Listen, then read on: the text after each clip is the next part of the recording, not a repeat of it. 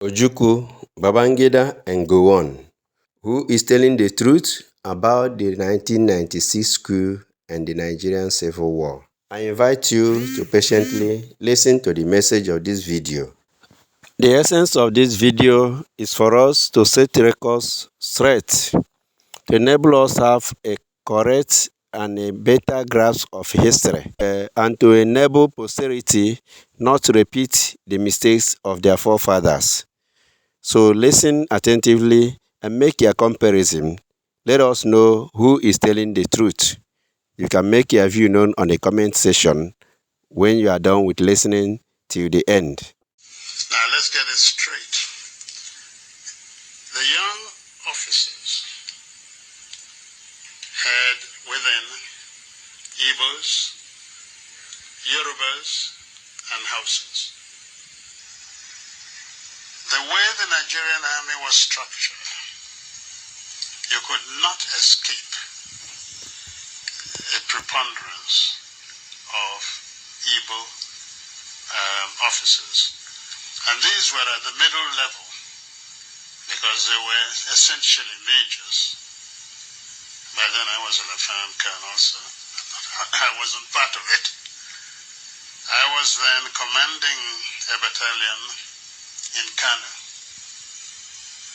The coup ostensibly, because I later found out that the whole aim of the coup was to halt this apparent drift in Nigeria. But significantly, you know what they wanted to do?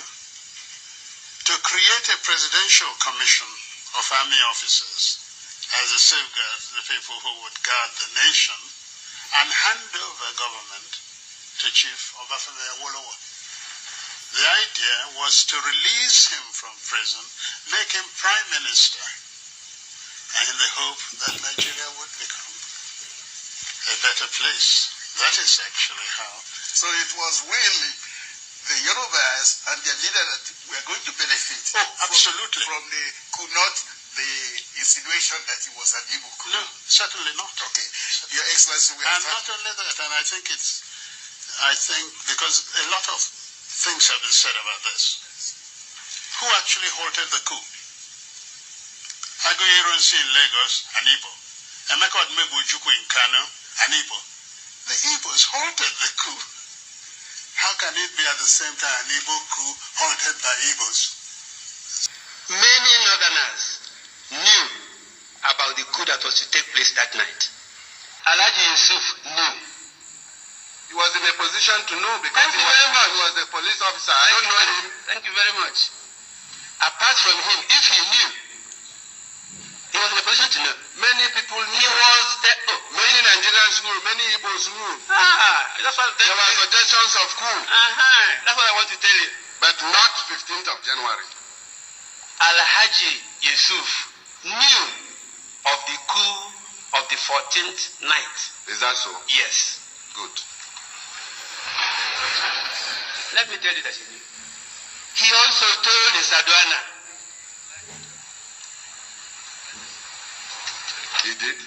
I said he did. He didn't hear. Who, Sadwana? Who was the commander? You have listened to Ojukwu bear his mind on the 1966 coup, and it's clear from his own speech that it was not an Igbo coup. In fact, the whole aim of the coup was aimed at creating a presidential commission of army officers towards handing over government to Chief Obafemi Awolowo. For him, it was the Yorubas that was going to benefit from the coup. The Igbos themselves halted the coup, including himself. So how could it be at the same time an Igbo coup?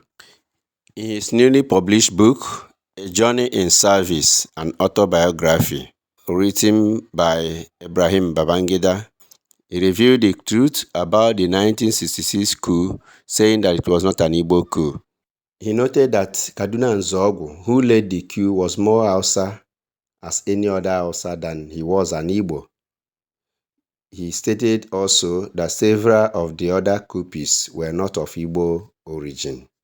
Going further, he wrote that it should be borne in mind that some senior officers of Igbo extraction were also victims of the January coup. Babangida also pointed out that some people like Major Adewale Ademoyega, Captain Ganiyu Adeleke, Lieutenant Fola Oyewole, and Olafimihan took part in the failed coup. Another officer of Igbo extraction, Major John Obienu, crushed the coup. He further stated that those who argue that the original intention of the coup was anything but ethnic refer to the fact that the initial purpose of the plotters was to release Chief Obafemi Awolowo from prison. Let us now listen to what Babangida wrote about the Nigerian Civil War. It is generally agreed that the immediate causes of the Nigerian Civil War were the military coup d'etat of January 1966 and the subsequent counter-coup that followed it between July 29 and September 29 of that same year. The sporadic killings and detention created by the unrest compelled some 50,000 Igbos to flee northern Nigeria for the eastern region by the end of July 1966. Going further, he stated that the emergence of Lieutenant Colonel Gowon as the new Commander-in-Chief of the Nigerian Armed Forces marked the beginning of the tension between Gowon and Lieutenant Colonel Emeka Odumegwu Ojukwu. In an early morning broadcast from Enugu, Ojukwu rejected Gowon's emergence as head of state, insisting that in the absence of Agui Ironsi, the most senior Nigerian army officer, in the person of Brigadier Babafemi Ogundipe, should be the head of state and commander-in-chief. In a move that turned out to be a political masterstroke, in August, Gowon released the leader of the Yorubas, Chief Obafemi Awolowo, from Calabar prison, where he was serving a prison sentence for treason, and secured in the process the much-needed support of the Yorubas at that time. Unfortunately, Gowon's commitment to the Igbos that their lives were safe in northern Nigeria were unfulfilled, almost simultaneously with the deliberations of the leaders of thought taking place in Lagos. Perhaps the most horrific killings of Igbos occurred in different parts of northern Nigeria on September 29, 1966. The killings were frightening.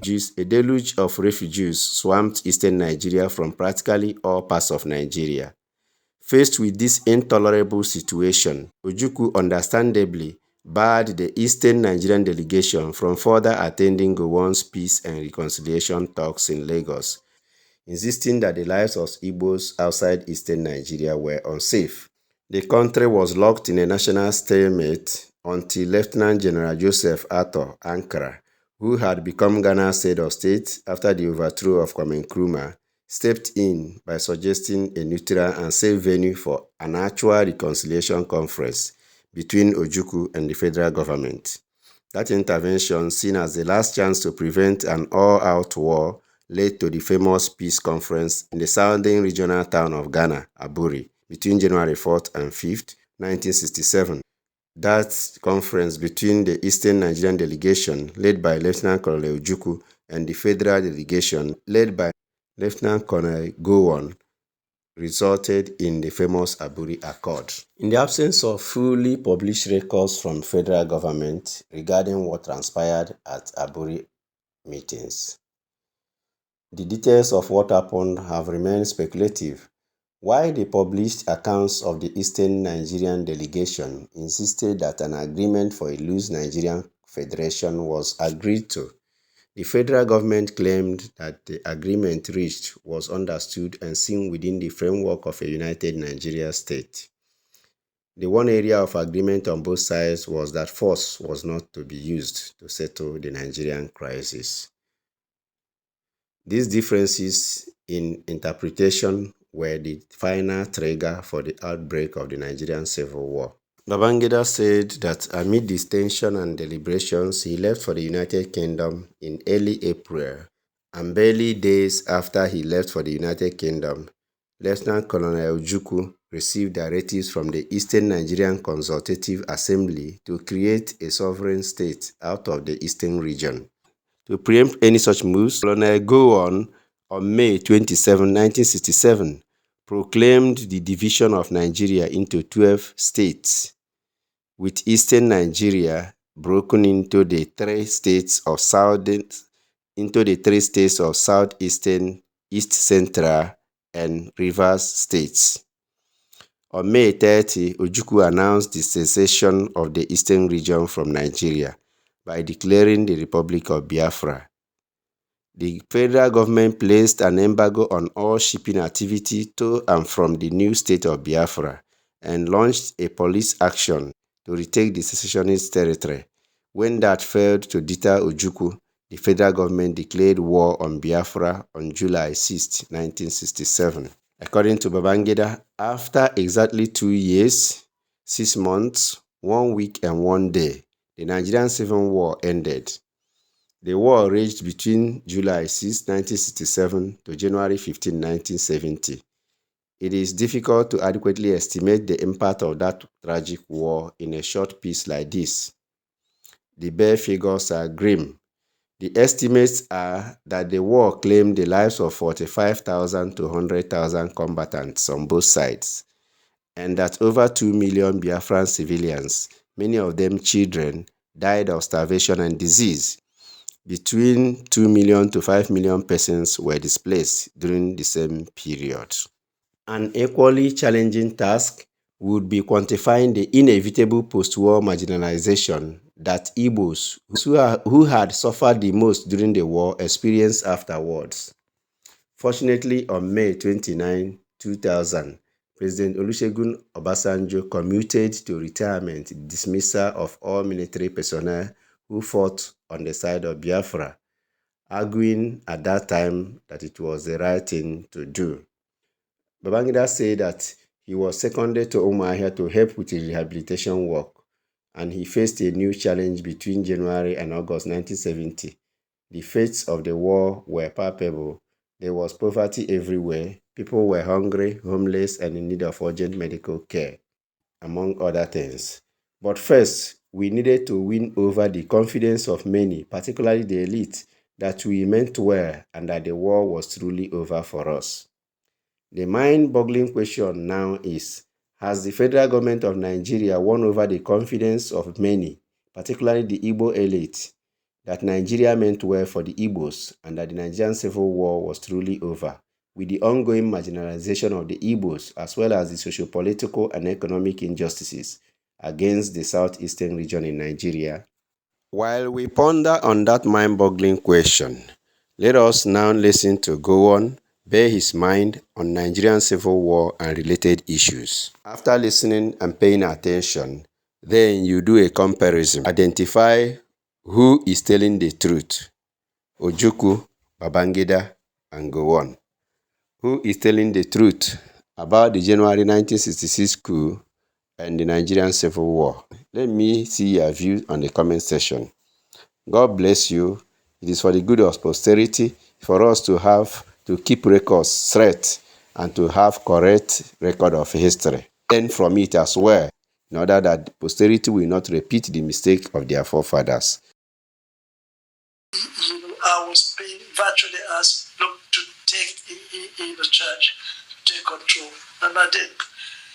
But when it became very clear to me that I was going to be the head of state, the fear that really came, on me.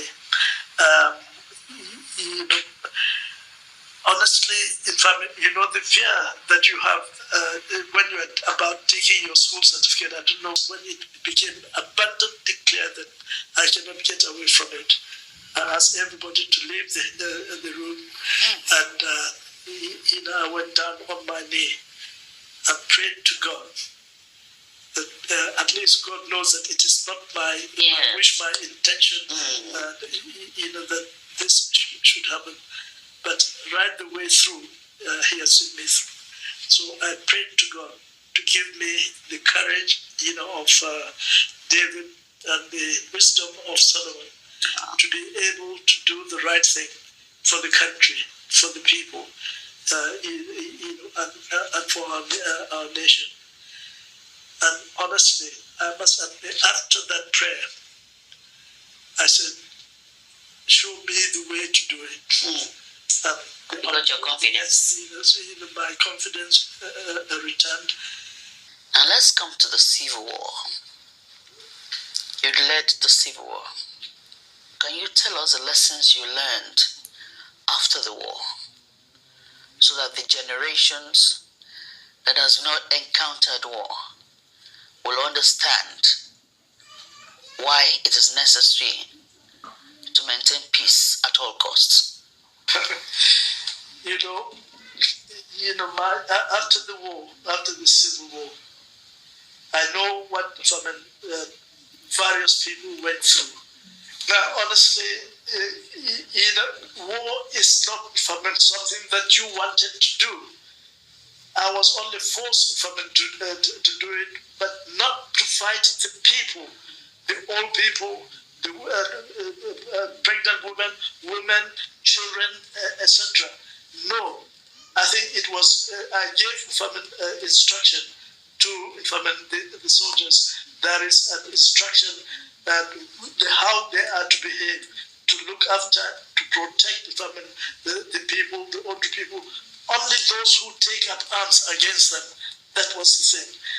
Now, when you hear the story that we killed 1 million or 2 million or 3 million people, no, not from the soldiers shooting people. It meant they have to go shooting the people right the way through.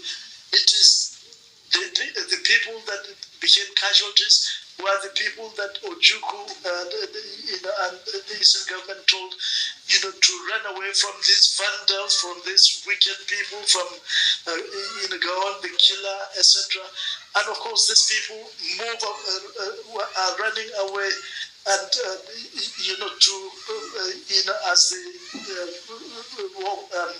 the area contracted because of our movement. And of course, I think most of people really died of either hunger, diseases, etc. Not really from the federal troops, shooting and killing people indiscriminately. It is only those who took up arms against. And at the end of the war, I said, and I prayed to God that Nigeria should never again go through experience this sort of carnage. So do you think the Igbos have been rehabilitated, reintegrated, and reconciled to Nigeria properly? Now, I understand that the chief, the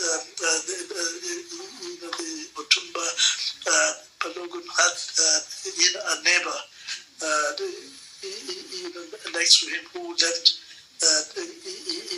who was staying next to him, Vice President Ekweme, and so he had to look after his house and even rented it for him, etc. And at the end of the Civil War, when I asked that we should adopt our 3 R's: reconciliation, rehabilitation, and reconstruction. But there is also another R, reintegration, even though that can be included in the rehabilitation. But how about we call it 3 R's? Now, I understand that what he did in fulfillment of that policy, which Ekweme returned to Lagos, and then his friend Tumba said, well, here is your house, and he has renovated it, he had rented it to people, so he gave him back his house and all the money, the rent that he had collected. Honestly, that was one of the greatest things that helped to fulfill our program, our effort to try to bring the country together again. Now, that sort of thing also happened, I can assure you, in all parts of the country, in Kano, in Jos, in Zaria, in Kaduna, and in various parts of the country. a lot of the Igbo people left almost immediately as soon as the war was over. They went back and they got from it their property and whatever rent from it that was given to them. At least that helped, to bring about the reconciliation that is required in order for the country now to become one again and to move forward. We have heard Ojukwu Gowon speak on the Nigerian Civil War. We have heard Gowon speak about this and the issues he raised. He prayed to God for strength and for the courage to do the right thing. And after the prayer, he summoned courage to go ahead. In his own explanations of what transpired, he also said that the military did not kill up to 2 million or 3 million as being alleged. Rather, a lot of them died due to hunger or while they were running away. That the military did not set out to shoot them until they killed up to 2 million, as some must have died of starvation and hunger. Babangida gave a statistic of up to 3 million people, and between 2 million and 5 million were displaced. Another important thing said by Gowon is that regarding how the Igbos have been reconciled, rehabilitated, and reintegrated, that many of them received back their property when they went back to where they were doing businesses. They were giving back their property with the rents collected and all that. That's what Gowon explained. It's on record that after the Nigerian Civil War, the Nigerian government under Ojukwu Gowon implemented a policy that affected Igbo account holders. Unfortunately, this policy wasn't exactly beneficial to the Igbo people. Instead of receiving compensation, Igbo account holders were limited to receiving only £20, regardless of their pre-war deposits, due to the banking obligation, the Eastern States Decree. Alright, so as you all know, yesterday, Ohanaeze Ndigbo seek apology from the federal government and also 10 trillion naira compensation to the Igbos, following the revelation from IBB's book that the coup was not an Igbo coup. That coup that they lied that was an Igbo coup led to the Biafran War, where it led to the buying of a lot of Igbos. Now, the Ohanezes are requesting for 10 trillion, which is okay. But I also think they should put Nnamdi Kanu as part of the negotiation, and this is why. Without that lie that it was an Igbo coup, there will not be Nnamdi Kanu. There will not be Nnamdi Kanu. Because Nnamdi Kanu grew up to see that, oh, my people are being marginalized. My people are being stereotyped. My people are not given the right opportunity as other tribes. You know, we have 3 major tribes in Nigeria: Hausa, Igbo, and Yoruba. They are not given the same opportunities as the Hausas and the Yorubas. That's why Nnamdi Kanu followed in the paw prints of his forefathers and decided that, you know what, yeah, since they already talk this thing, make we get our own place, since they know they treat us fairly. And everything is the genesis. The genesis of everything started from that narrative that the 1966 coup was an Igbo coup, which caused problem for the Igbos. Now, why? Since Hausa don't rule, Yoruba don't rule, Hausa go rule, Yoruba go rule, but Igbo no they rule. And the only time we move, you got our own place, Hausa. So the Igbo never test the power. And guess what? The Igbos couldn't test the power because a lot of people are scared that if you give an Igbo man power today, that is going to divide Nigeria. That's one of the main reasons why they don't even want me Igbo rule. From my own observation, I mean, I'm still young, but what I don't listen to and what I don't notice, this is what it is. So there will be no Nnamdi Kanu if that lie from the 1966 coup did not happen. So they should do a bargain and bring Nnamdi Kanu out. That would be more fair. That would be very, very fair.